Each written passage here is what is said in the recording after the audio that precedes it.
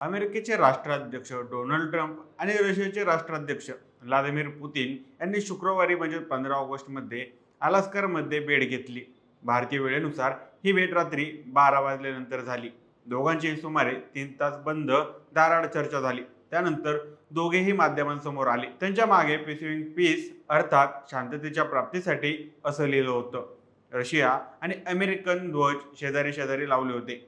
Trump आणि Putin यांनी स्टेजवर जवळपास 10 मिनिटे शेजारी शेजारी उभं राहून माध्यमांना संबोधित केलं. दोघांमधील ही खासगी चर्चा सकारात्मक झाल्याचे संकेत त्यांनी दिले. मात्र कोणत्याही ठोस निष्कर्षापर्यंत पोहोचलो नसल्याचं हे देखील सांगितलं. यामध्ये भारताचा मुद्दा महत्वाचा आहे. कसा ते समजून घेऊयात या व्हिडिओच्या माध्यमातून. नमस्कार, मी सनी आणि तुम्ही पाहताय दैनिक राज्य लोकतंत्र. 15 ऑगस्ट 2025 रोजी अलास्का म्हणजेच अमेरिका येथे रशियाचे राष्ट्राध्यक्ष व्लादिमीर पुतीन आणि अमेरिकेचे अध्यक्ष डोनाल्ड ट्रम्प यांची एक ऐतिहासिक बैठक पार पडली. या बैठकीकडे संपूर्ण जगाचं लक्ष लागलं होतं, कारण गेल्या काही वर्षांपासून रशिया आणि अमेरिका या दोन्ही महासत्तांमध्ये कोणताही सकारात्मक संवाद झाला नव्हता. या बैठकीदरम्यान पुतीन यांनी स्पष्टपणे सांगितलं की रशिया आणि अमेरिकेतील द्विपक्षीय संबंध शीतयुद्धाच्या सर्वात खालच्या पातळीवर पोहोचले आहेत. त्यामुळे त्यांनी ही बैठक संघर्षाच्या निवारणासाठी सुरुवात असं म्हटले.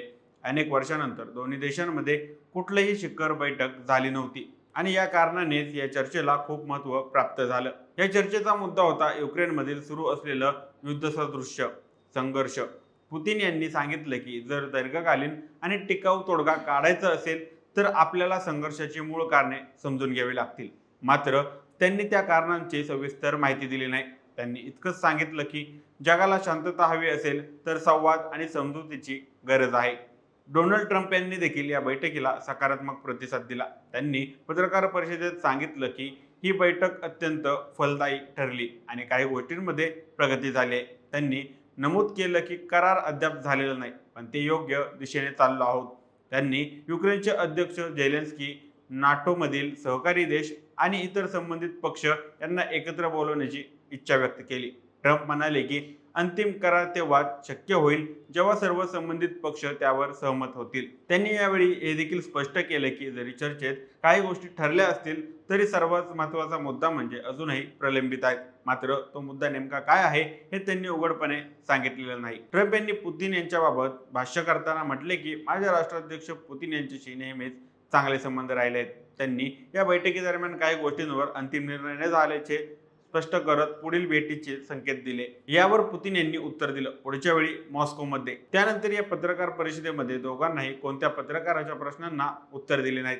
त्यामुळे चर्चेत अजून काही गोष्टी गुप्त ठेवण्यात आल्याचं स्पष्ट झालं आहे. या चर्चेच्या पार्श्वभूमीवर भारताचा देखील अप्रत्यक्ष सहभाग होता.